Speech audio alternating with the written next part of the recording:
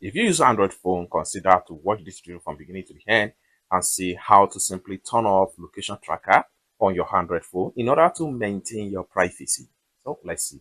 But before we dive into tutorial, if you find this tutorial useful and you are very new to this channel, remember click on that subscribe, turn on notification bell for more useful tutorial like this. So with that being said, let's get started. The very first thing you need to do is to head over to your phone settings. So I'm going to click on here, open up my phone settings.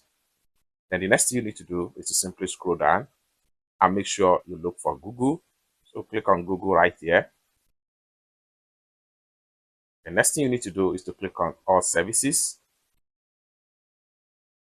Then you have to simply scroll down all the way down to location accuracy. So click on that.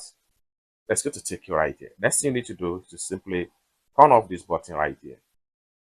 It's as simple as that. I hope you really got value for this video. If you find this video useful, give this video a big like, and also remember to subscribe to the channel, turn on the notification bell for more useful tutorial like this. Thank you so much for watching, and I hope to see you in my next video. Bye for now.